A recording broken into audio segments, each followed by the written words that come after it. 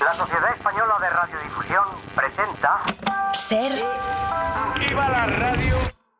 Podcast. Siempre. Estás escuchando El Abierto de Hoy por Hoy. Cada día analizamos las noticias más relevantes de la actualidad, las claves políticas, económicas y sociales, con las voces de los protagonistas y los distintos puntos de vista de nuestros tertulianos. Tiempo para el análisis, tiempo para el abierto en esta mañana de martes con Elena Pisonero. ¿Qué tal? Muy buenos días. Buenos días, Ángel. Con Cristina Monge, buenos días. Muy buenos días. Y con Eduardo Madina. Hola, muy buenos días.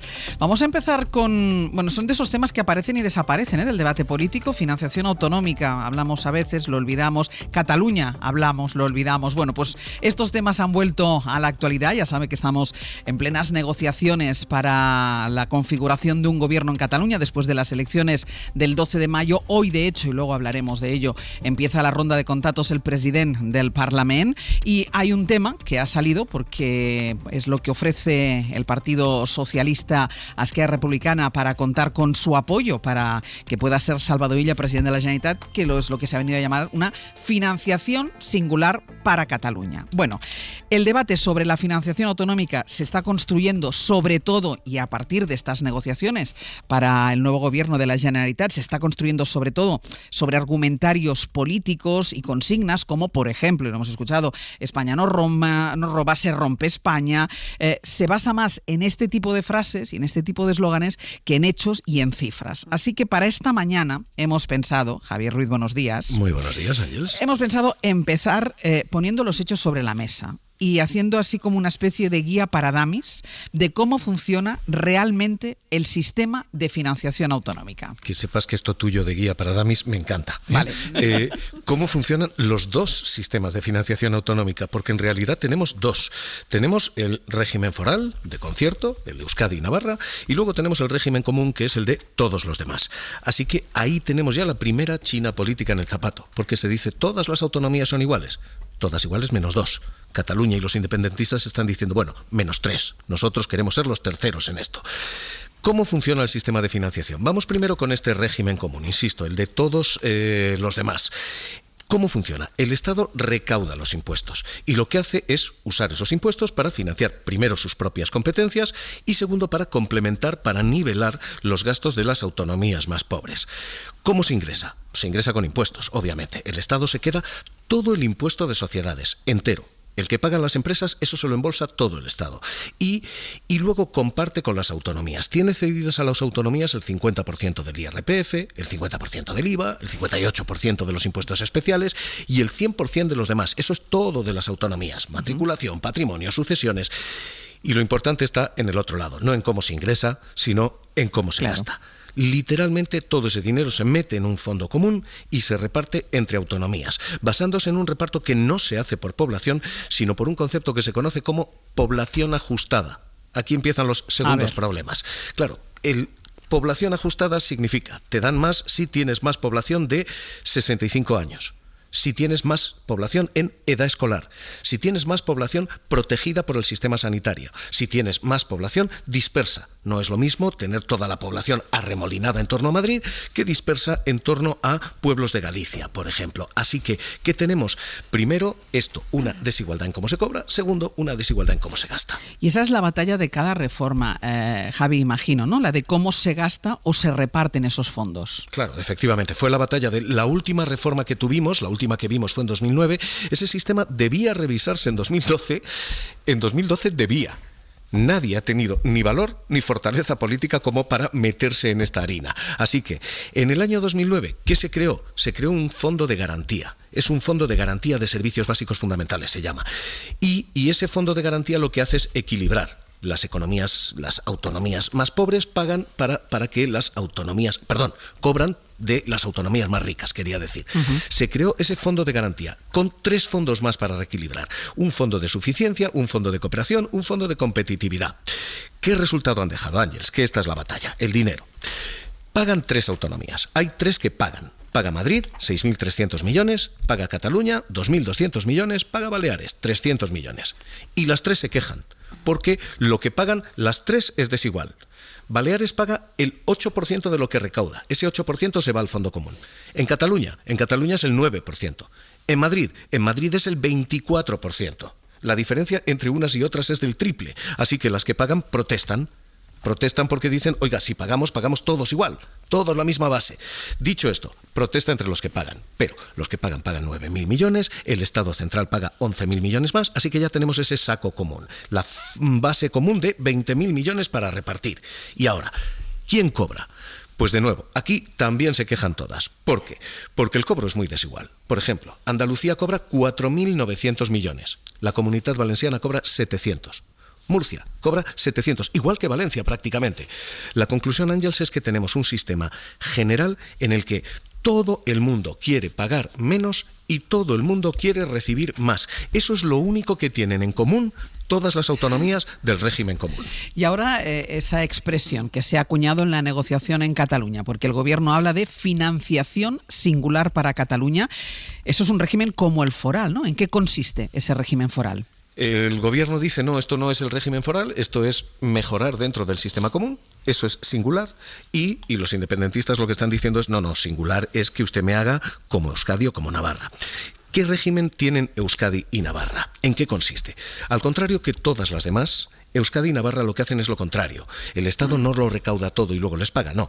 Ellos lo recaudan todo, todos los impuestos, y le entregan al Estado una cantidad, un cupo vasco, o una aportación, Navarra, con la que se pagan los servicios que el Estado central presta en esas autonomías.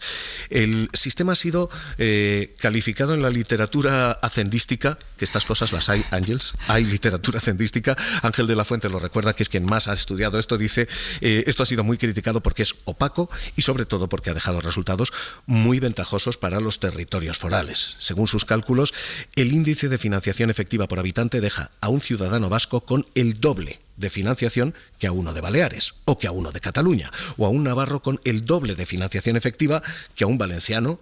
Así que ahora mismo, ¿qué tenemos, Ángels? ¿Qué es financiación singular? Pues si le preguntas al PSOE, es mejorar dentro del régimen común. Si le preguntas a Puigdemont, es cambiar, saltar al régimen foral. Lo que tenemos es este debate y estos números, Ángels. Y dicho eso, no, aquí nadie le roba a nadie. Hay un fondo común. No se rompe la igualdad, porque la igualdad está rota desde hace décadas. No es que tengamos un régimen que va a romper nada ahora. Todas las autonomías, todas ellas coinciden en que este régimen es desigual. La igualdad no se va a romper ahora, no estamos inaugurando nada. Lo que nos falta aquí es, 1, fuerza política, y 2, valor político, porque, Ángels, hay un libro blanco para reformar esto. Se selló en el año 2017. Duerme los sueños de los justos en un cajón, probablemente de algún ministerio. Javier, muchísimas gracias. Un beso, hasta ahora. Nos parecía importante esta mañana sentar las bases de lo que es y en qué punto se encuentra el sistema de financiación autonómica. Ahora entraremos en la batalla política, muy centrada en las negociaciones para Cataluña, pero si nos basamos en lo que nos ha contado, cómo funciona el sistema de financiación autonómico ahora mismo, además con esa reforma metida en un cajón desde 2017, ¿es necesario, Elena, darle una vuelta a la financiación autonómica? Siempre hay que darle una vuelta a la financiación autonómica para adecuar, los ingresos para que sean suficientes para cubrir las necesidades de las distintas comunidades autónomas, ¿no? Yo creo que la cuestión se plantea que por qué ahora, en mitad de una negociación y de manera precipitada, cuando lo que sí que parece obvio es que va a haber un gesto hacia Cataluña, lo cual abriría una brecha que puede complicar la negociación del conjunto de la financiación autonómica, ¿no? Pero que es bueno adecuarlo, claro que sí. Digamos que desde luego desde el 2009 han pasado muchas cosas, pero incluso desde el 2017, ¿no?, cuando se aprobó el libro blanco, ¿no? Aquí la cuestión, como digo, es si se hace de una manera asimétrica, con lo cual genera más problema que solución. Ahora entraremos en lo que puede significar esa singularidad, pero sobre una posible reforma de la financiación autonómica, Cristina. Fíjate, me parece muy importante que Javier Ruiz nos haya recordado ese libro blanco del 2017, porque efectivamente es un ejemplo más de que este es uno de esos déficits que venimos arrastrando. Y en este caso se van a juntar dos cosas. El déficit del acuerdo de cómo modificar el modelo de financiación, clave la discusión sobre los criterios, el tema de la población, dispersión territorial, servicios públicos, etcétera, etcétera, absolutamente clave. Y por otro lado, el déficit también que Cataluña en concreto arrastra con este tema. Entonces es como si nos hubieran cogido con los deberes sin hacer en dos temas clave. Y sale a la mesa la necesidad de hacer esos deberes en el peor peor momento posible, que es por donde acaba Elena, ¿no? Que es en contrapartida o en un contexto de debate de una posible investidura de Salvador Illa. Por lo tanto, yo creo que para abordar bien este debate, la perspectiva histórica es fundamental. Os quiero recordar los líos que se montaron en su día, cuando se empezaron a discutir esos criterios. Yo que vengo de una comunidad autónoma con mucho territorio y muy poquita población, pues claro, el hecho de que el territorio y la dispersión y la despoblación aparezcan como criterios es fundamental, pero otras comunidades autónomas tienen criterios absolutamente diferentes. Entonces, es una discusión política de muchísimo calado, de mucha profundidad. Edu. Bueno, parece evidente, ¿no? Yo creo que llevamos ya, que yo recuerde, en el entorno de 12-14 años discutiendo del modelo de financiación autonómica, básicamente porque la transformación sociológica de la sociedad española en el propio recorrido constitucional y autonómico de estos últimos 40 años ha producido un cambio de país diferente, de tal manera que el modelo actual da error con respecto a múltiples factores. Por ejemplo, los distintos niveles competenciales adquiridos por unas comunidades con respecto a otras en el propio recorrido y los propios capítulos completados del ciclo autonómico. En segundo lugar, pues porque, como ha dicho Cristina, hay comunidades autónomas con más territorio que población, otras comunidades autónomas con mucha concentración poblacional, otra con mucha dispersión, otra con mucho envejecimiento. Hay múltiples factores que están latiendo en el debate político nacional desde hace ya casi década y media, que yo recuerde, que invitan a pensar que es mejor pensar en la posibilidad de un acuerdo para ajustar la financiación autonómica a los ingresos y los gastos que éstas tienen para evitar déficits presupuestarios en muchas de ellas, ¿no? ¿El mejor momento es una investidura? No, es el peor momento. Indiscutiblemente. El momento de investidura de un presidente autonómico, por muy te puede gustar más o menos, no ese es el asunto, parece el peor de los momentos, porque todo acuerdo de financiación autonómica requiere un acuerdo multilateral de las 17 comunidades autónomas. Al menos, perdón, por decirlo bien, al menos 15 de ellas.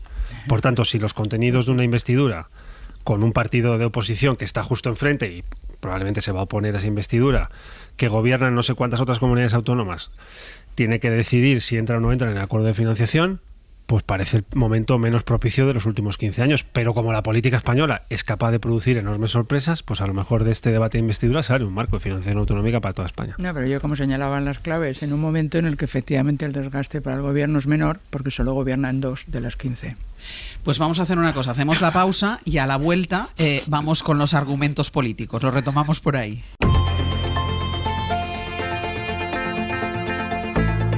El Abierto. Ser Podcast. En El Abierto, Cristina Monge, Eduardo Madina y Elena Pisonero. Vamos ahora con el debate político en torno a esa posible financiación singular para Cataluña. Es un tipo de financiación, bueno, que no nos queda muy clara, pero que de entrada ya solo con el término incomoda al Partido Popular, pero también a presidentes autonómicos del propio Partido Socialista, y por eso el PSOE se está esforzando en trasladar un mensaje de tranquilidad, especialmente a los suyos. Insiste el Partido Socialista que para ellos la financiación singular no es un concurso especial como pide Esquerra. Guillermo Lerma, hola de nuevo. Hola de nuevo, Ángels. Sino que una financiación singular sería atender a las singularidades de cada territorio, pero sin beneficiar, dicen, a uno por encima de otro.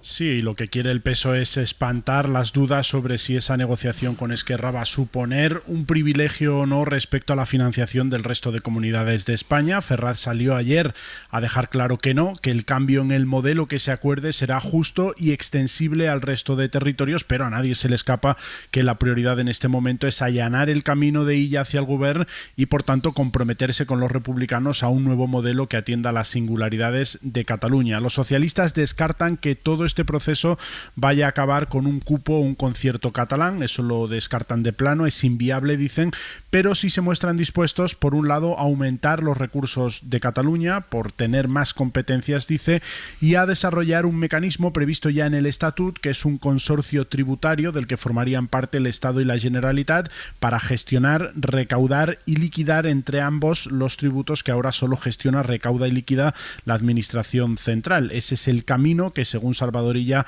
está dispuesto a recorrer el PSOE y el PSC. Lo dijo el candidato anoche aquí en Hora 25. No se puede tratar igual a los diferentes.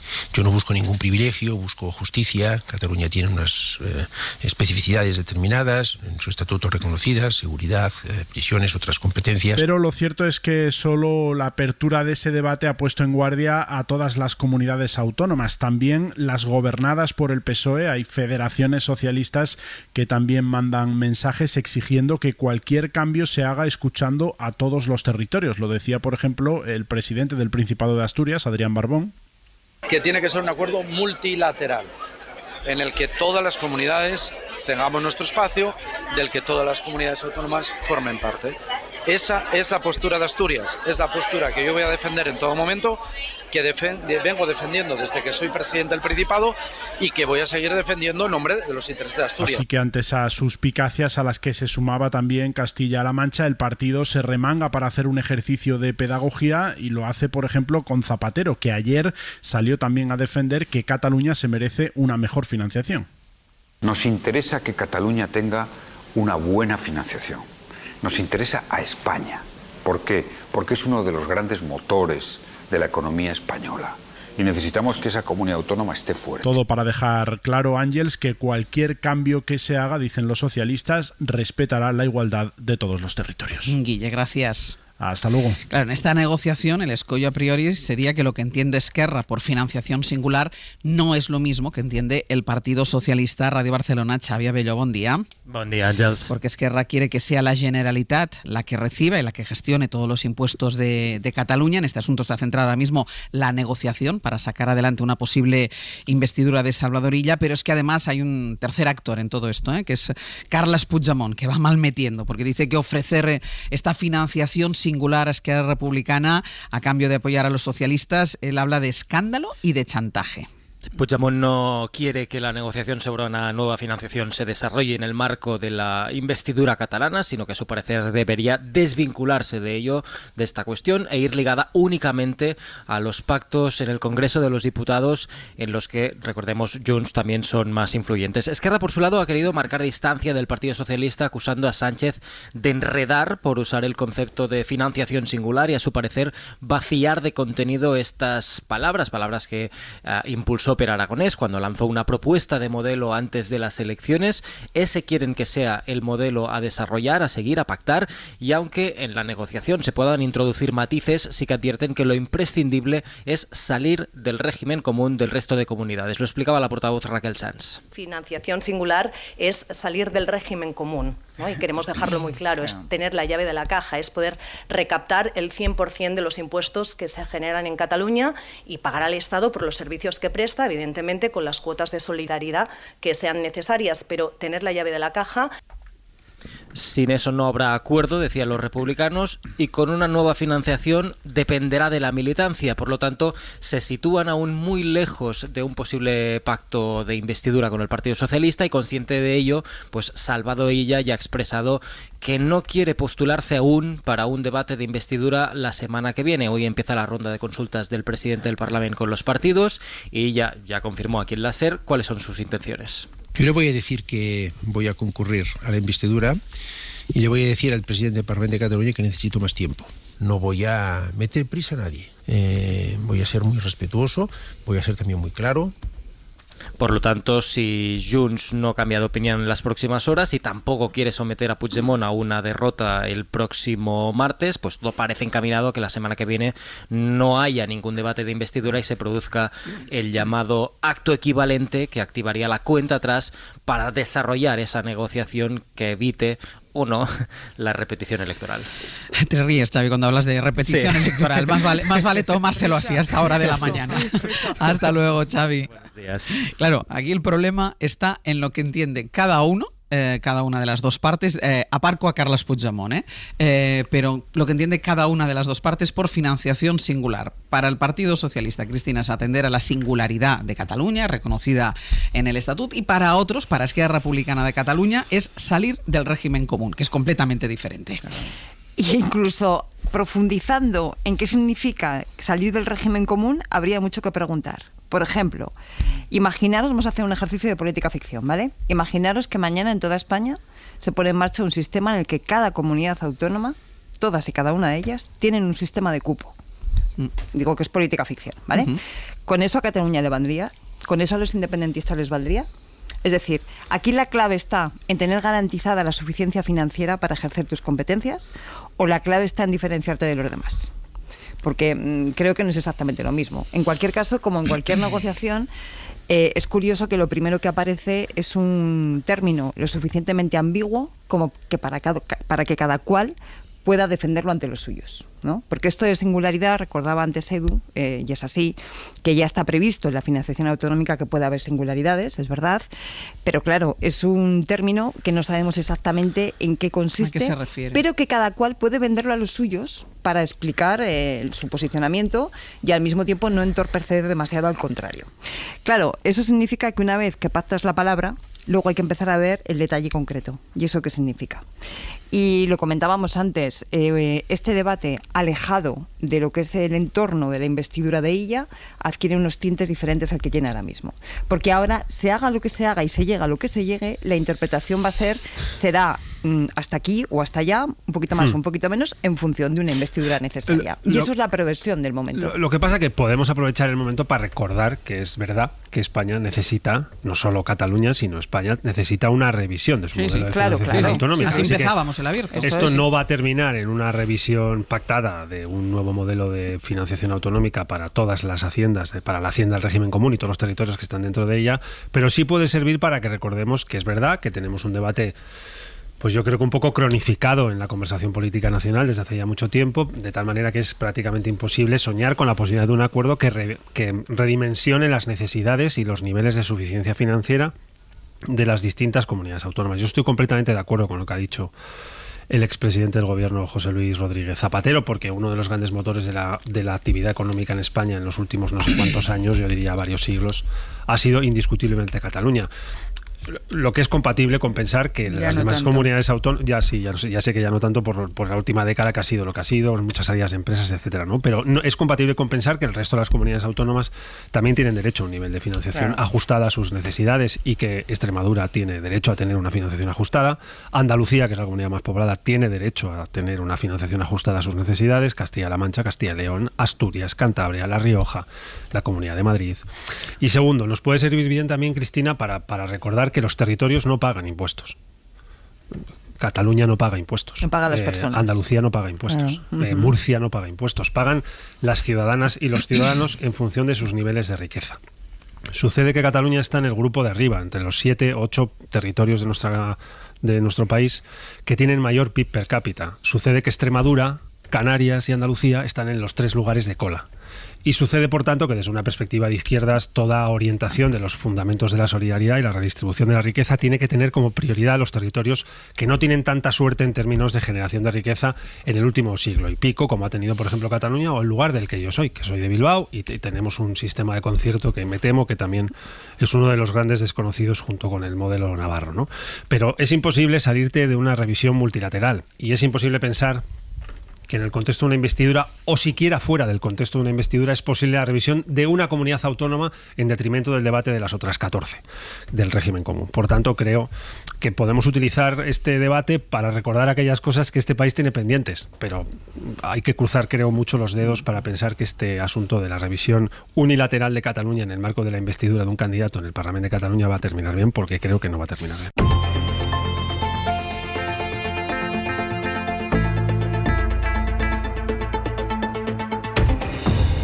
En el abierto, Cristina Monge, Eduardo Madina y Elena Pisonero, la que estamos sujetando para que no siga. Es que me estamos aquí. Pues espera, te voy a censurar 2 minutos más.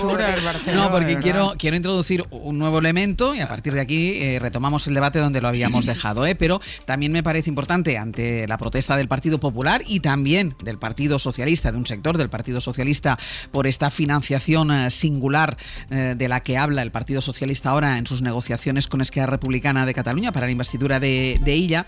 Bueno, hablar que aquí también ha habido un cambio de postura del líder del Partido Popular, de Alberto Núñez Feijóo. Josué Coello, hola de nuevo. ¿Qué tal, Ángel? Buenos días. Porque lo que dice ahora Feijóo no es lo mismo que lo que decía Feijóo hace 8 años, ni lo que llevaba incluso el Partido Popular en su programa electoral hace 12, porque en 2016 Feijóo estaba a favor de discutir la posibilidad de que Cataluña tuviese un régimen de financiación distinto, por ejemplo, como el de Euskadi, ¿eh? De hecho, le parecía razonable pedirlo, algo que ahora ve fuera de la ley. Sí, podríamos jugar al juego de las diferencias escuchando los mensajes sobre la financiación de Cataluña que decía aquel Feijóo presidente de la Xunta en 2016 y los que dice este Feijóo presidente del PP en 2024. Aquel Feijóo no solo entendía que Cataluña pidiese un concierto económico si lo tenían vascos y navarros, también hablaba de discutirlo. No digo yo que el concierto catalán no tenga razón en cuanto a la demanda. En la discusión constituyente, pues se llegó al acuerdo de que Cataluña no tuviese concierto. Ahora bien, es verdad que estas cosas se pueden cambiar y se pueden plantear y se pueden discutir, ¿no? Y ahora que volvemos a hablar de financiación, en 2016 Feijóo planteaba que si las comunidades querían tener más autonomía, esta pasaba precisamente por una reforma del modelo de financiación. El propósito del que les hablaba, de hacer más autonómico el Estado de las autonomías, se encuentra en un primer reto, que es la reforma de la financiación autonómica. Pero también vemos diferencias en su discurso lo referente a la relación con el nacionalismo catalán. Entonces Feijóo pedía no demonizarlo y establecer teléfonos rojos para entablar, decía, una comunicación fluida entre las partes. Es malo hacer un tabú de cualquier trato con el partido mayoritario en España y poco saludable también hacer exorcismos con el nacionalismo catalán. Hablamos de realidades políticas con sustento social y que expresan inquietudes que han de ser respetadas y han de ser armonizadas. Entre ellas no caben líneas rojas, sino que debe haber muchos teléfonos rojos. Unos mensajes, Ángels, muy distintos a los del Feijóo actual, el Feijóo presidente del Partido Popular. Josu, gracias. A vosotros. En cualquier caso, lo que ponía sobre la mesa ese Feijóo de 2016 era la necesidad de una reforma del sistema de financiación que hemos consensuado todos los que estamos aquí. Quizá el problema es, insistimos, el momento. Elena, todo bien, tuyo. Me sonríe Ángel Barceló con maldad. Bueno, efectivamente Feijóo tendrá que explicar cuál es su criterio en este momento, viniendo después de, 20 años de mayoría absoluta en Galicia, en el que la pulsión más, digamos, autonómica la tiene muy en vena con el hecho de tener que coordinar posiciones a nivel nacional. Creo, y lo tendrá que explicar él, quiero decir, que hay que discutirlo todo, que no hay tabús, sí, pero yo creo que, por resumir, porque se han comentado muchas cosas antes de la pausa de las noticias, a mí me parece que este debate tiene mucha más profundidad. Nos estamos acostumbrando a que el lenguaje lo aguanta todo, pero el lenguaje o la semántica tiene claramente consecuencias, ¿no? Cuando estamos abriendo un debate en el que a mí me ha llamado mucho la atención la declaración que ha hecho Salvador Illa de que no se puede tratar igual a los diferentes, y uniéndolo a lo que ha dicho Edu Madina, de que efectivamente lo que tenemos es que buscar la igualdad entre los ciudadanos y no la discriminación entre territorios cuando hablamos de política.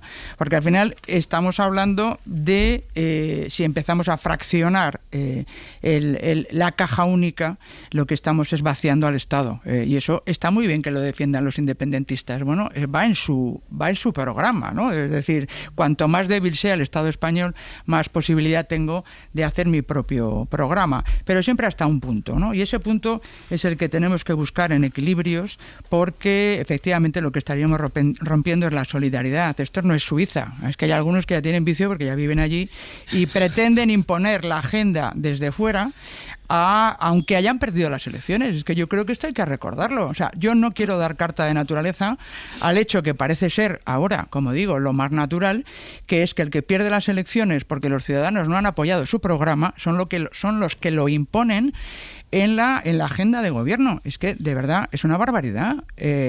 Ahora está en que cada uno luego asuma su papel de convertirse en un partido que defiende las reivindicaciones independentistas y deja fuera al peso de la mayoría, que es el que va a garantizar al final la solidaridad con el conjunto del país. Porque al final lo que está faltando es una agenda de crecimiento. Es que el socialismo acaba siempre entrando en una dinámica de suma cero. Entonces vamos a redistribuir en lugar de preocuparse de potenciar el crecimiento, que siempre es más fácil de repartir cuando hay más a cuando no generas nada nuevo. Pero desde luego no rompiendo el Estado, no vaciando al Estado, porque esto no es una confederación helvética en la que todos los cantones son ricos. Tenemos mucho que hacer todavía para llegar a eso, no lo descartó, y todos los debates están abiertos. Pero si desde luego rompemos la solidaridad, digamos que desaparece el Estado como tal, y desde luego va en contradicción con lo que queremos que haga Europa con nosotros. Bueno, pero es que ese es el debate de fondo, Elena. Porque por eso lo saco, por eso claro, lo saco. Que cuando hablamos de modelo de financiación, no hablamos solamente, que ya de por sí sería mucho, solamente de cómo se cobra o cómo se paga, de cómo se ingresa o cómo se gasta. Hablamos de qué modelo de Estado queremos. Claro. Y esa es la enorme dificultad. Y entonces, efectivamente, para los partidos nacionalistas, con toda la legitimidad del mundo, otra cosa es que tengan o no mayorías, Exacto. su modelo efectivamente se parece mucho a algo que sea algo así como un cupo o algo parecido, que es yo recaudo mis impuestos, me los gasto en los que quiero y ya está, ¿no? En el otro extremo podríamos decir no, o sea, un modelo absolutamente unitarista, centralista, etcétera, sería todo lo contrario. El Estado recauda, el Estado dice cómo se gasta y sin más. El modelo autonómico del que se ha dotado España desde el 78 es un modelo complejo que se queda a mitad camino de muchos de los conceptos clásicos. Y entonces, efectivamente, hay comunidades autónomas con modelos distintos, como se explicaba desde el principio, e incluso dentro de esos hay comunidades autónomas con distintas competencias y, por tanto, también con distintas necesidades de financiación. Esa es la complejidad. Yo tengo ganas de saber exactamente cuál es el modelo de Estado, el modelo de organización territorial del Estado que defiende el Partido Socialista. Claro. Porque nos hemos encontrado muchas veces con Declaración de Granada, modelo federal. Declaración de Barcelona, que matiza o refuerza o acaba de perfilar bien el modelo federal. Pero luego eso, sin embargo, no es algo de lo que los socialistas o los líderes socialistas haga bandera y defiendan. Ni se aterriza. Ni defiendan concretamente en el modelo de financiación o en el modelo de reparto de competencias o en qué. Y además, ¿qué tipo de federalismo? Porque decir federalismo todos sabemos que es también uno de esos significantes que puede tener muchísimas acepciones y algo más que matices distintos. Entonces, claro, el modelo de organización territorial de Esquerra Republicana o de Junts sabemos cuál es, no tenemos ninguna duda. Vale, ¿cuál es el modelo de organización territorial del Estado y, por lo tanto, el modelo de financiación que plantea el Partido Socialista? Ojalá lo descubramos ahora. Me ha sorprendido porque creí que iba a decir el modelo de organización del PP. Pues no. Eso lo tenemos claro, Edu. Eso lo tenemos claro. Yo sí que lo tengo claro. ¿No lo tienen claro ellos? Bueno, sí, yo lo tengo clarísimo. ¿El modelo de organización territorial del Partido Popular? Totalmente. Otra cosa es que en un momento determinado, donde se estuvieran negociando también prebendas políticas, Feijóo dijera lo que hiciera falta decir para Cataluña. No lo tengo nada claro porque mi abuela decía que en todos los sitios cuecen habas. Y en el PP hay dos almas nítidas. Una de carácter centralista, que teoriza un modelo más centralista de concepción del Estado, y después una práctica descentralizada en los gobiernos autonómicos de muchos gobiernos autonómicos de nuestro país. Pero el discurso no lo defiende. Entonces están ahí que no sabe uno dónde se sitúan. Entre bien. Posiciones más de recentralización y posiciones más de descentralización. No niegan el modelo de concierto y de cupo, seguramente porque en Euskadi lo comprenden. Quienes lo niegan fuera de allí es porque no lo entienden y no se lo saben. Y en otros lugares donde tienen pulsiones de recentralización siguen gobernando niveles autonómicos que no son ninguna, en fin, son relevantes desde el punto de vista poblacional y desde el punto de vista de dinamismo económico. Madrid, Andalucía, Comunidad Valenciana, en fin, muchos territorios. En el PSOE pasa un poco lo mismo. Bueno, pasaba. Hasta hace algún tiempo que me lo sabía algo mejor. Y sucedían, vamos a decir, visiones algo más jacobinas en el modelo de la concepción de la distribución del poder multilateral de un Estado, como es este, y visiones más de descentralización. El punto de equilibrio más serio que ha alcanzado el Partido Socialista en todo el recorrido autonómico es la Declaración de Granada, que es una posición de equilibrio interno que parte de un diagnóstico de señales de un cierto agotamiento del modelo autonómico, una cierta atmósfera post-autonómica en la concepción del funcionamiento cotidiano del Estado, en el sentido de que un modelo autonómico de carácter multilateral, en teoría, estaba dando en la práctica señales de confederalismo bilateral. Y que, por tanto, además, unido a un problema de financiación con insuficiencia financiera en algunas de las comunidades autónomas, daba señales de que necesitaba ser revisado. 2. El funcionamiento de la Cámara Alta, que no deja de ser una Cámara de segunda lectura, que en principio está pensada para enfriar legislación y que no hace más que recalentarla. Cuando vuelve al Congreso no vuelve más fría, vuelve normalmente más recalentada. Tercero, falta un mecanismo de nivelación donde se legisle todo aquello que es competencia no de los ciudadanos y las ciudadanas, sino de los territorios. Todo lleva a pensar, y Granada concreta internamente un debate de equilibrio federal, que es básicamente más descentralización. No tiene por qué, porque el modelo autonómico español ha alcanzado un grado de descentralización del poder político hacia las partes del Estado mayor que algunos países o estados federales. Que se definen a sí mismos en sus constituciones como federales. ¿Qué le pasa al funcionamiento? Que tiene, uno, un problema de multilateralidad.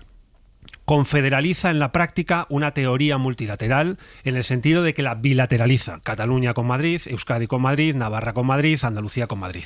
Y la multilateralidad, que es la clave de funcionamiento de un modelo federal, brilla por su ausencia desde hace ya bastante tiempo en el proceso autonómico español. Dos, lealtad al Estado, que es una clave de federalización. Uno es leal desde las partes al todo del que forma parte. No hace falta que recuerde las señales de deslealtad que hemos visto en estas últimas no sé cuántos años, pero desde luego hemos visto varias, las hemos comentado muchas mañanas. Han ocupado abiertos el hoy por hoy durante meses y meses con Áñez Barceló. Y tres, la coordinación entre las partes. Hemos visto litigios ante el Tribunal Constitucional uno tras otro. Coordinación. ¿Dónde? En una Cámara de Representación Territorial, que necesita de una reforma profunda, el modelo autonómico, el modelo constitucional, el modelo institucional, para ese salto que el Partido Socialista en la Declaración de Granada da, no sin costes internos y no sin dificultades, porque, ahora ya insisto, no me lo sé igual de bien, pero hasta hace unos años internamente el debate político sobre el modelo autonómico en el Partido Socialista era un debate enormemente profundo y enormemente serio. Y ese equilibrio alcanzado entre los dirigentes políticos en la Declaración de Granada para mí es la mejor señal. Por tanto, el Partido Socialista, si no ha cambiado mucho, es un partido que propone un modelo federal de concepción de la organización territorial del Estado. Un modelo federal que no llega a aterrizar nunca en propuestas, del que no hace bandera. Granada está bastante del que no hace bandera. Cristina. No, Granada no está aterrizado a nivel de propuestas concretas que luego, después de la declaración, se hayan ido aplicando. Es más, la declaración de Granada se acaba de matizar con la declaración de Barcelona unos años después, que viene a profundizar en el mismo sentido que tú has explicado, pero que jamás llegan ni a aplicar, ni sobre todo a hacer bandera como modelo propio que defender frente a los demás. El problema del federalismo es que es lo de... Acabo un segundito. Por lo tanto, acaba pareciendo que el modelo de organización territorial del Estado que defiende el Partido Socialista es aquel que se mueve en un margen en el que en cada momento le van llevando negociaciones políticas. Claro. Y además eso ocurre siempre en momentos delicados, una investidura, etcétera. Sí, me acuerdo, etcétera. ¿os acordáis de lo de Azaña, una república sin republicanos? Efectivamente. Pues un federalismo sin federalistas, porque en el fondo federalismo como modelo, a mí, yo lo soy antes de saber hasta lo que era, porque veía a mis dirigentes y mis referentes siendo federalistas en el Partido Socialista de Euskadi, que es el lugar del que yo procedo, y el País Vasco del que, como sabéis, yo procedo. ¿Qué le pasa al federalismo? Que no contenta a nadie, porque los que tienen una visión centralizadora del Estado no van a estar de acuerdo en un modelo de estabilidad del modelo de descentralización en un esquema federal. Los independentistas es una manera de quedarse más comprometida. Si uno está en un modelo federal, tiene que ser más leal, tiene que aceptar más coordinación y tiene que aceptar más multilateralidad y menos bilateralidad confederal. Por tanto, no van a querer quedarse. Yo tengo muchos amigos en el PNV. Si hay algo que odian es el modelo federal, porque les encadena más a una visión un poco más horizontal, más coordinada y más multilateral. Y una parte importantísima del Partido Popular, esto del federalismo les suena como, en fin, a un planeta muy lejano. En el abierto, Cristina Monge, Eduardo Medina y Elena Pisonero, que tienen la palabra, que estábamos hablando del modelo territorial del Partido Socialista. Venga, lo que tú quieras. No, vamos a ver. Yo creo que el problema de fondo, que lo estamos viendo en Europa y en concreto en Francia, es que al final, en lugar de ocuparnos de la red pública, es decir, servir mejor a los ciudadanos, ver cómo podemos organizar mejor la distribución competencial para hacer mejores servicios públicos, estamos permanentemente velando por determinadas élites extractivas políticas que están perdiendo el respaldo social y, sin embargo, les dejamos guiar la agenda. Lo siento mucho, y eso lo que está generando es una desafección y, al final, una crisis de democracia, porque no nos ocupamos de lo que se deben ocupar los políticos, que es buscar mejores soluciones a los problemas reales, porque es que al final esto acaba siendo lo que les afecta a los políticos, que están, como digo, en caída en respaldo social y, sin embargo, acaban marcando aquello que más les beneficia particularmente. Y esto sí que me parece de una gravedad extrema, que hay que insistir en ello, porque es que si no acabamos entrando en esa trampa que el debate político creemos que es relevante y solo afecta a unos pocos, dejando fuera la agenda de verdad, que es la de los problemas reales. Es que la prioridad en Cataluña, Elena, debería ser la configuración de un gobierno, porque Cataluña lleva una década, ¿no? Es que Cataluña lleva una década sin gobierno para los catalanes, es decir, que ha habido un gobierno, pero un gobierno centrado en otras cosas, y los dedicado a otras cosas. Han ido a votar para dejar claro por dónde quieren que vaya la situación. O sea, a mí esto me parece muy relevante. Y si el PSC, además, nuevamente en las europeas, ha tenido un respaldo mayoritario, no demos carta de naturaleza a que el que va a decidirlo es el que ha perdido constantemente el apoyo social, que es lo que quiero subrayar, porque eso es lo que perjudica a la democracia. Pero un matiz, entre los votantes del PSC, con datos de encuesta en la mano, también hay un grupo numeroso que reclama un modelo de financiación distinto para Cataluña. Pero no... Por lo tanto, no pensemos que la reforma del modelo de financiación es una reivindicación exclusiva, es una reivindicación exclusiva del mundo independentista, porque más allá de los independentistas, también hay votantes que se sitúan en otras opciones políticas, PSC, Comuns, etcétera, que reclaman un modelo de financiación distinto. Otra cosa es cómo acabe esta negociación y si se acerca a ese modelo que reclaman ese tipo de electores o si se acerca más a las reivindicaciones de los independentistas. Sobre todo porque, como apuntaba Madina, y lo quiero recordar, es verdad que Cataluña aporta un 19% al PIB, pero Madrid le ha pasado y aporta casi un 20%, con mucha menos población. Eso quiere decir que los catalanes quieren políticas que de verdad les ayuden a crecer y no solo a repartir una economía que está en decadencia, con todos los matices, porque evidentemente... Tampoco la fiscalidad de Madrid se plantea de una forma excesivamente... Bueno, pero sigue aportando. Perdona, pero sigue aportando. Vamos a ver, Otro día hablamos de la financiación de vamos Madrid. a despejarlo ahora mismo. Quien más contribuye al Fondo Común es Madrid y quien menos recibe del Fondo Común es Madrid. Y tiene muchísima menos deuda pública que Cataluña y tiene un respaldo constante en las elecciones al modelo de gestión que ha llevado a eso que tú criticas. ¿A qué de todo lo que criticó? A todo lo que criticas de Madrid, en concreto a la política fiscal. Si está contribuyendo más, recibe menos, tiene menos deuda, es que gestiona mejor. Pero que eso es lo que están pidiendo los catalanes. Que la lucha contra la desigualdad es un criterio de la política fiscal de la Comunidad de Madrid. Perdona, ¿verdad? repite, que me he Sí, perdido. que no me dirás que la lucha contra la desigualdad es un criterio de la política fiscal de Madrid. Bueno, no lo sé. Porque es una de las comunidades autónomas donde precisamente más desigualdad hay, entre otras cosas debido a esas políticas fiscales que la están fomentando. Bueno, pero cuanto más crecimiento, más posibilidad tendrás de hacer políticas. Entre otras cosas, porque ya que hay la un más de la problema mitad de la clave, población... que es la igualdad o la desigualdad. Voy al siguiente debate. Será mejor crecer que no crecer cuando Voy tienes al que siguiente repartir. debate, que ahí también hay tela, que es la renovación del Consejo General del Poder Judicial, porque les contábamos a las 8 que la dirección del Partido Popular está buscando la fórmula para renovar el Poder Judicial sin que parezca que está cediendo al ultimátum que dio Pedro Sánchez el otro día al Partido Popular. Antes de que termine el mes de junio tiene que haber renovación del Consejo General del Poder Judicial. Mariela Rubio, ¿qué tal? Hola de nuevo. Hola de nuevo, Ángeles.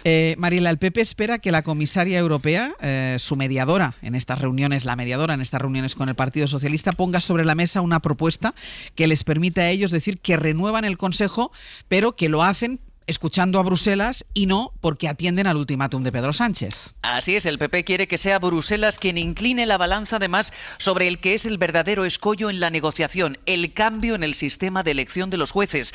Génova busca que sea Europa quien tenga la última palabra al respecto para en el fondo justificar un eventual acuerdo ante los suyos. El PP es conocido, ha defendido hasta ahora, aunque el gobierno se opone tajantemente, que la renovación se haga en paralelo a un cambio de ley para que sean los jueces quienes se elijan entre sí.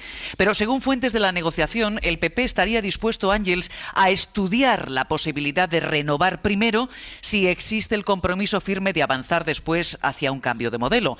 El Consejo, una vez renovado, por ejemplo, podría hacer un dictamen. Pero los populares, y esto es clave, quieren que sea Bruselas y no el PP ni el PSOE quien proponga formalmente una opción de desbloqueo y que sea la Comisión, vía el mediador, quien dictamine que ese plan supone un verdadero avance en la independencia judicial, aunque no sea lo inicialmente exigido por el PP. Así Feijóo, creen los suyos, no habrá cedido, sino que habrá seguido el camino marcado por Bruselas. En este contexto, el líder popular evitaba ayer poner líneas rojas. Firmaremos, decía, cualquier avance en la independencia judicial. Para nosotros el ultimátum ni nos vincula ni nos preocupa.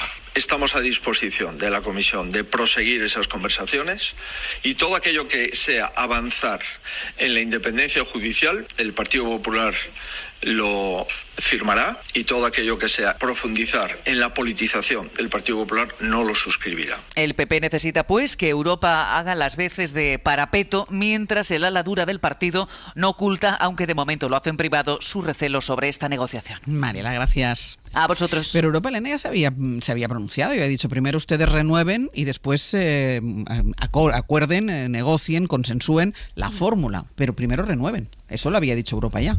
Sí, aunque siempre ha defendido que efectivamente hay que ir hacia una mayor independencia y no una mayor politización. El problema es que cuando se está alcanzando, y ya lo vamos a ver, cuando se está alcanzando un punto en el que se va a acordar, el gobierno sale con alguna medida que va en la dirección contraria, que va hacia la politización. Tenemos un momento muy complicado en el que la aplicación de la amnistía, en concreto, enfrenta un criterio que claramente es más político frente al criterio independiente de los jueces que tienen que aplicarlo. Entonces, ponerlo siempre al mismo tiempo complica llegar a un acuerdo. Porque es verdad que dices, oye, si tengo un compromiso firme de que vamos a avanzar luego en una reforma para ganar en independencia, pero me estás diciendo que a corto lo que estás optando es por una mayor politización. Eso es lo que ha destacado Feijóo, que lo ha dicho muy claro. Es decir, si vamos a avanzar hacia la independencia, firmamos. Bueno, pues vamos a firmar, pero no pongamos al mismo tiempo una mayor politización en otras medidas del gobierno que tenemos sobre la mesa. Esto es lo que estamos permanentemente. Cuando se está llegando a un acuerdo, el gobierno se descuelga con algo que entra en contradicción. Yo creo que de verdad, vamos a hacer un llamamiento desde aquí, ¿no? Que se firme, por favor. Es verdad que hay una desconfianza, pero tenemos que velar. De todas formas, Elena, dices una cosa, cuando se está a punto de llegar a un acuerdo, entra algo del gobierno que avanza hacia la politización, no hacia la despolitización.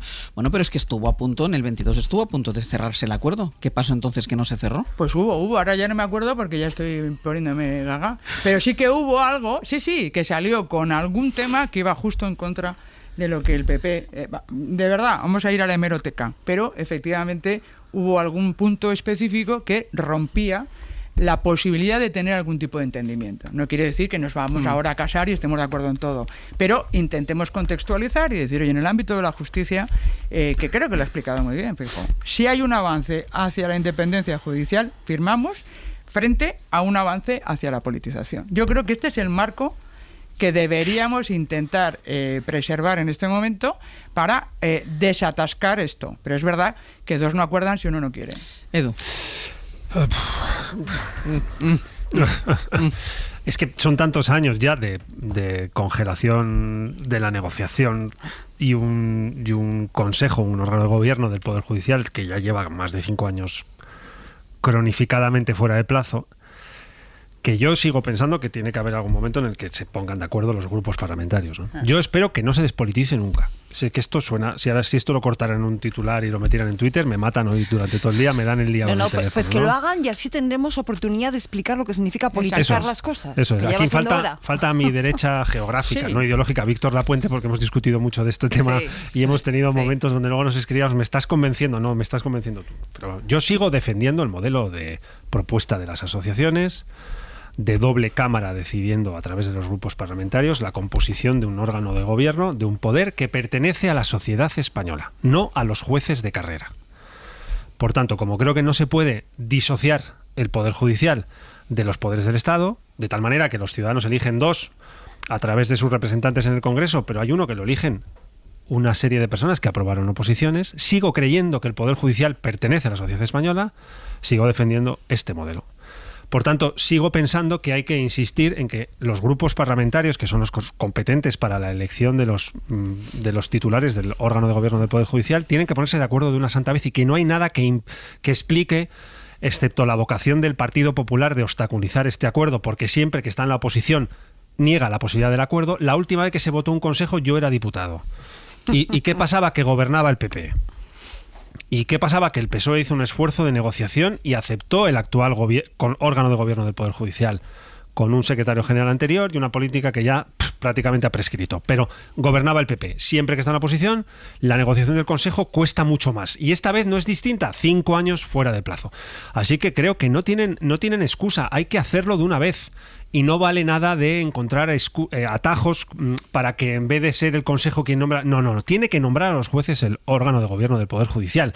Y lo que tienen que hacer los grupos es poner de nuevo 5 años más en hora el órgano de gobierno del Poder Judicial. Y si luego, además, les da por reformar la ley orgánica, yo ya dejé una idea aquí que la vuelvo a lanzar hoy. El mismo procedimiento, mixto entre asociaciones y las dos cámaras a través de los grupos parlamentarios, misma composición, mismo periodo de vigencia, 5 años, a partir del cual, cuando falla o termina, se van todos a su casa, se abre un periodo de negociación de 1, 2, 3 meses, y si no hay negociación y acuerdo, a sorteo. Y el órgano de gobierno, por sorteo, de los propuestos y propuestas por las asociaciones judiciales, y mi apuesta es que habrá siempre acuerdo, porque todo el mundo preferirá un mal acuerdo a un buen sorteo. Incluso se podría plantear el sorteo de partida, Edu. O sea, porque una vez que las asociaciones plantean... pero no está mal que los grupos puedan jugar. De acuerdo, pero en el periodo de negociación se pasan, que haya sorteo como mecanismo para evitar 5 años de cronificación de un órgano de gobierno fuera de plazo, que es una vergüenza porque no le pasa a ningún país europeo. Pero mira, esto lo eligen las cámaras, no los partidos políticos. Exacto, por eso digo grupos muchas veces, parlamentarios. Exacto, en el debate damos por hecho que todo el mundo lo tiene claro y a lo mejor no es así. Una vez que tú tienes la lista propuestas por las asociaciones y se garantiza que han cumplido los requisitos, que todo el mundo es jurista de reconocido prestigio, etcétera, etcétera, etcétera, pues efectivamente hay muchas fórmulas. Una es la que está hasta ahora, otra es si quieres evitar el juego de mayorías y por lo tanto de arrastres muchas veces, decir vamos a un sorteo, tampoco pasaría nada. En ese sentido yo creo que además el sorteo, que es una pieza que últimamente, bueno, en los últimos años había cogido cierto prestigio para algunas cosas, yo hay elementos para los que no los veo en absoluto, pero hay otros como este los que sí que puede tener cierto sentido. En cualquier caso, mira, estaba repasando ahora una pieza informativa de esta casa de la cadena SER de diciembre del 23, diciembre del 23, querida Elena, que habla de las 29 excusas del Partido Popular para no renovar el Consejo General. 29. Y hemos visto cosas tan peregrinas como espérate que ahora hay elecciones en Castilla y León, espérate que ahora las va a haber en Andalucía, espérate que ahora la malversación, espérate que ahora los indultos, espérate que así hasta 29. O sea, es que no estamos hablando de que de repente el gobierno haga algo que ponga en cuestión sus intenciones de respetar la independencia de la justicia o del Consejo General. No, estamos hablando que cualquier cosa que hace el gobierno en un momento determinado es susceptible de convertirse en una excusa, si tú quieres, argumento para el Partido Popular para impedir la renovación del Consejo General. Yo quiero que se renueve, Cristina, no, ahí claro, pues estás equivocada. Pero como decías, no, es que cada vez que se acerca el acuerdo llega el gobierno y hace algo que le impide.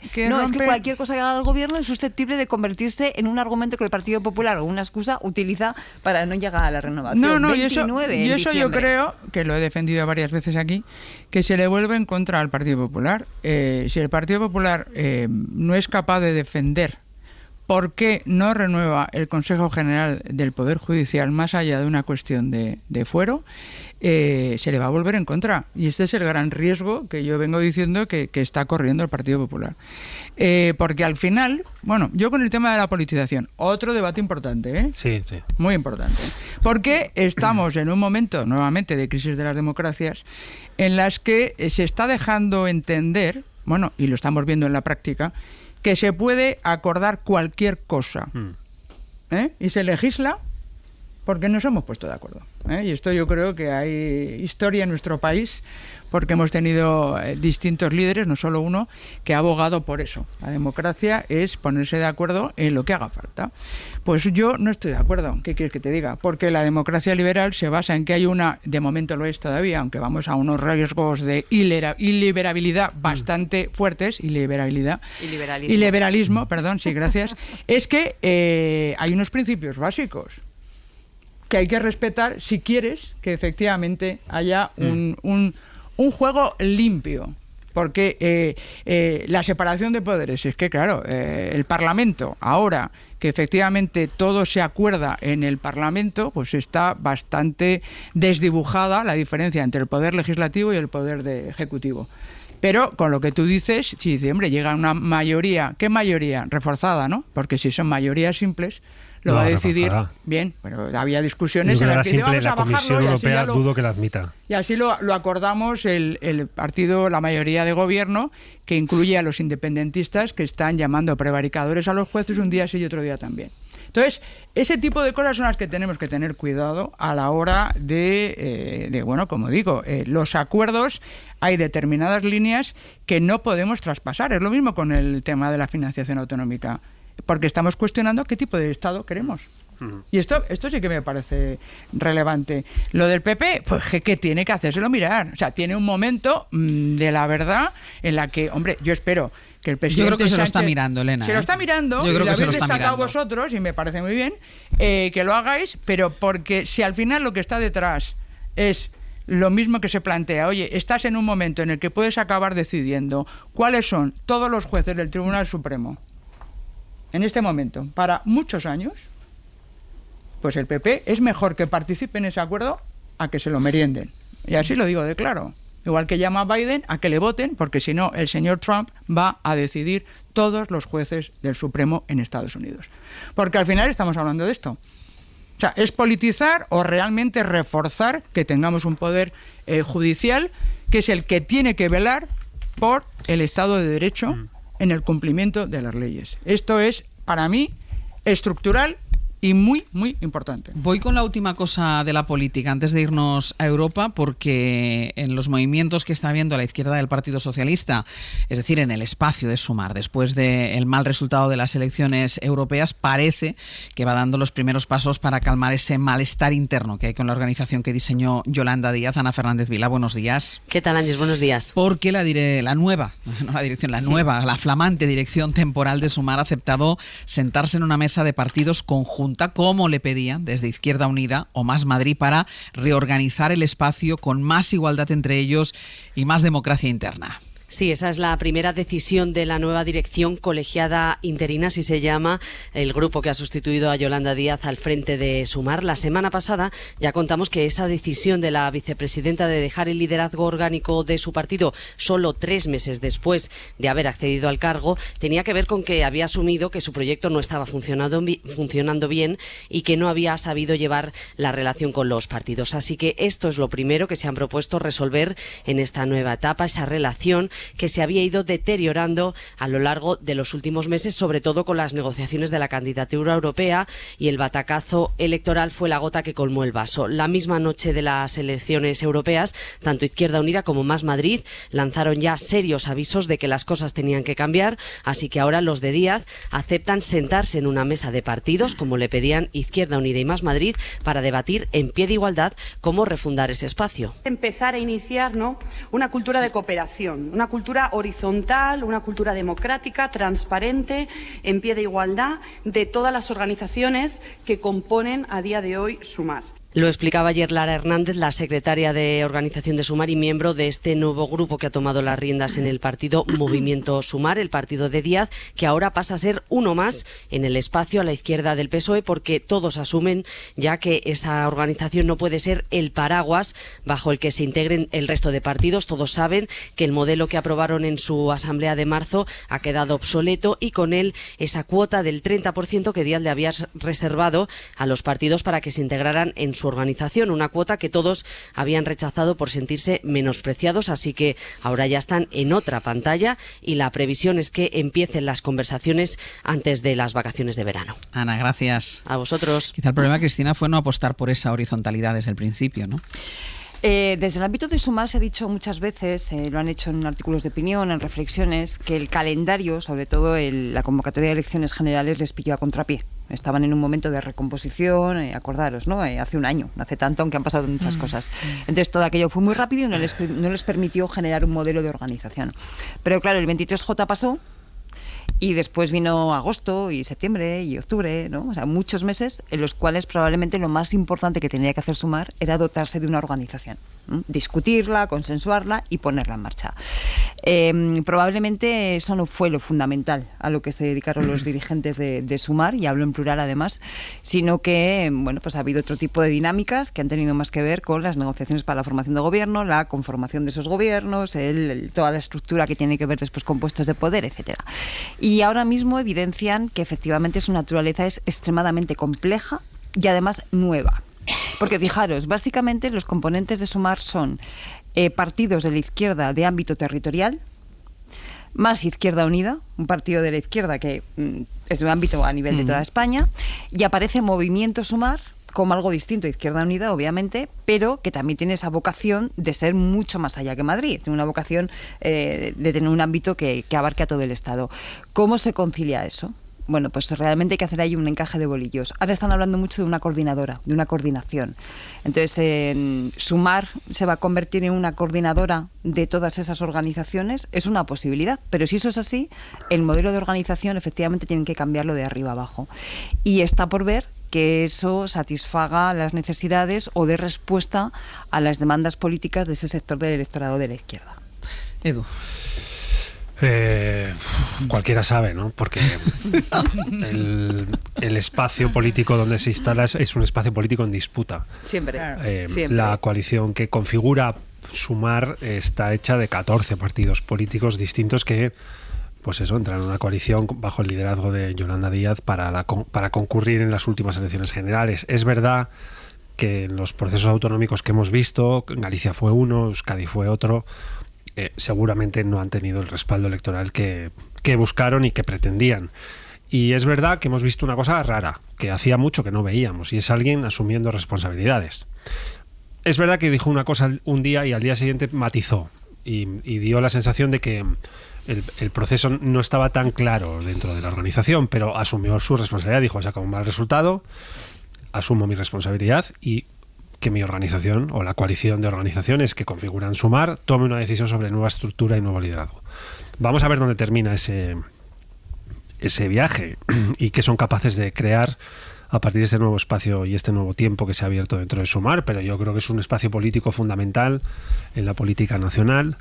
Es difícil interpretar la política nacional sin ese espacio a la izquierda del Partido Socialista, que tiene tanta tradición y tanto recorrido y diferentes nombres y marcas a lo largo de estos 40 años, pero que yo creo que ha jugado un papel enormemente relevante, y creo que en este gobierno me refiero a este gobierno, estos últimos 5 o 6 años de gobierno de coalición, no es menor el trabajo y la gestión que dejan y que están teniendo, ¿no? Por tanto, yo solo puedo desearles la mejor de las suertes. Y para el Partido Socialista es fundamental la fortaleza de ese espacio, porque solos no van a poder. Sí, yo de entrada todo mi respeto en un momento en el que efectivamente tienen que buscar de qué manera ocupan un espacio que, en mi opinión, efectivamente la vocación que podía tener Yolanda Díaz era la de reinventar de alguna manera Podemos y tener una posición a nivel nacional que aglutinara el respaldo territorial que tenía ese espacio de la izquierda. Pero es que ha pasado al revés, ¿no? Quiero decir, y yo creo que hay un desgaste propio de participar en un gobierno de coalición, estar sentado en la mesa del gobierno, que no han sabido gestionar bien. El que más lo ha capitalizado ha sido el Partido Socialista a nivel nacional, porque a nivel territorial hemos visto cómo el Partido Socialista ha perdido muchísimo apoyo y han subido precisamente estas izquierdas más extremas o más radicales. Sí, pero no las que están dentro de Sumar, ¿eh? Claro, pero eso demuestra que efectivamente no está sabiendo articular, que yo creo que esto es lo que mencionáis y que me parece que sería bueno para el Partido Socialista, que efectivamente tuviera una izquierda más extrema, pero para que eso funcionara tendrían que estar fuera del gobierno. Bueno, pues se ha quedado con mucho voto de su izquierda en estas elecciones. No tiene por qué, efectivamente. Sí, porque está haciendo de oposición dentro del gobierno y no está sabiéndolo capitalizar. Yo creo que es evidente que no se está sabiendo capitalizar. ¿Tú crees que los ministros de Sumar a día de hoy están haciendo de oposición dentro del gobierno, de verdad? Hombre, desde luego no asumen las decisiones colegiadas de las que forman parte, en muchos casos. Yo creo que hay unas contradicciones muy fuertes. ¿Cuáles? Bueno, en fin.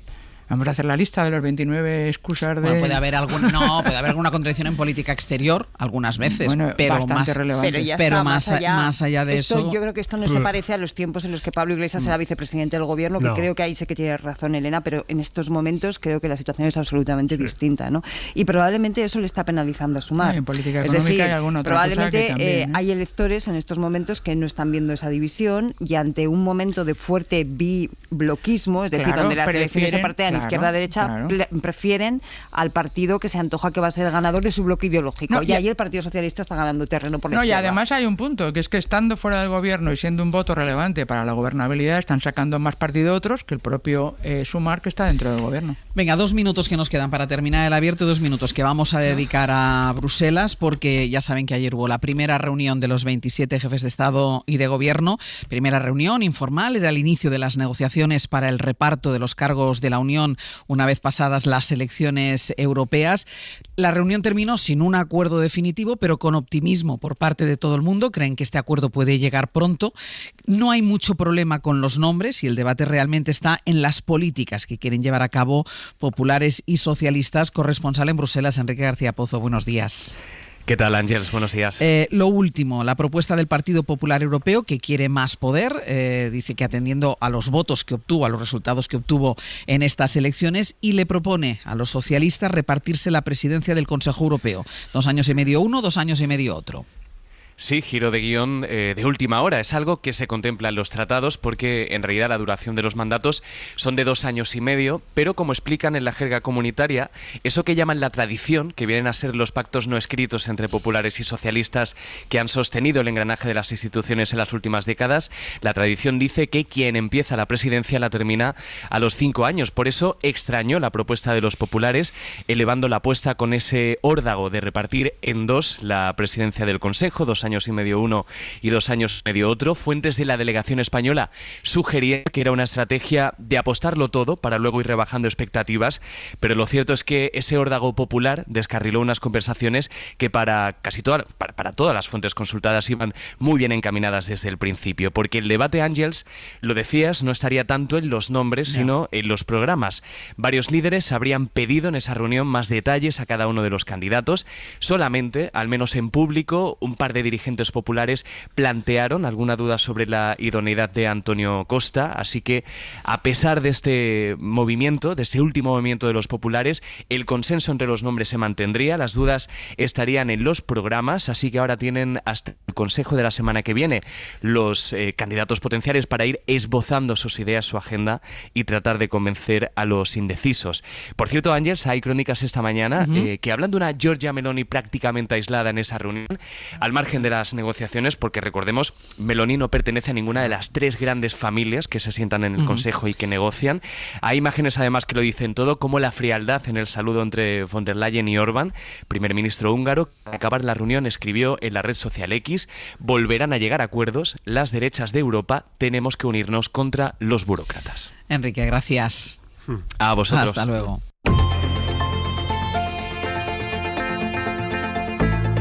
El Abierto. Ser Podcast.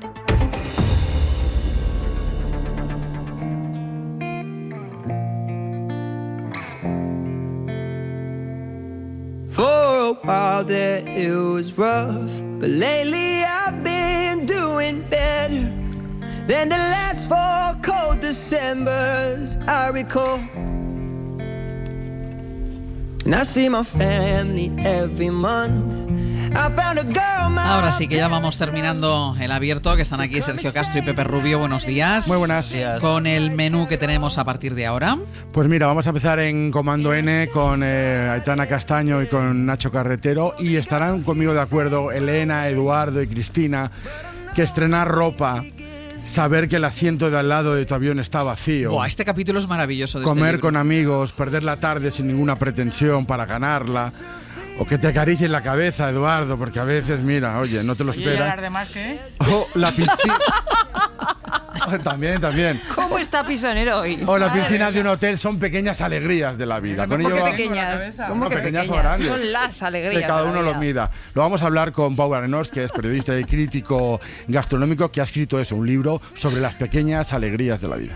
Bueno, y en mis experiencias con Chema Rodríguez viene Lola, que tiene 72 años, de Madrid, y nos va a contar la descacharrante historia de una familia de 19 hermanos. ¿Tú imagínate? 19 hermanos. Y historia familiar que aparece en una película de Mariano Ozores que se titula Hoy como ayer.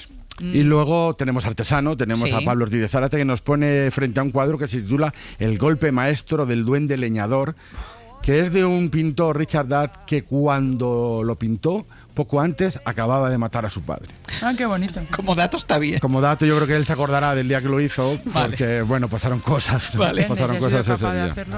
Bueno, y Eduardo Barba, en meterse en un jardín, nos va a hablar de la importancia de elegir una maceta. Es decir, no solo que la planta crezca, la maceta es muy importante. Por ejemplo, cuando tienes un esqueje, lo pasas, la primera maceta tiene que ser pequeña. Yo siempre le pregunto, ¿cuándo se sabe que una planta hay que cambiarla de maceta? Claro, eso ya se le ve, le va pidiendo, ¿no? Pero sí, pero siempre cuando es un esqueje pasa maceta, primero pequeño y después más grande. Eso va a suceder como la sección con la que terminamos el programa, 15 minutos de fama, con Martín Bianchi en la terraza. Sí, salimos a la terraza. Salimos otra vez a la terraza. Ahí con Martín Bianchi vamos a repasar la reaparición de Kate Middleton y todas las encuestas sobre el estado de salud de la monarquía que se han hecho pues esta semana. Muy bien, digo, salimos a la terraza, pero vosotros nunca salís, siempre salgo yo. Sí, ya sales tú, ya no lo cuenta. Hace mucho calor. Bueno, pues Cristina Monge, Eduardo Madina, Elena Pisonero, hasta la semana que viene. Si os queréis quedar a la terraza. Nos vamos a la terraza. Venga, un beso. Adiós. Para no perderte ningún episodio, síguenos en la aplicación o la web de la SER, Podium Podcast o tu plataforma de audio favorita.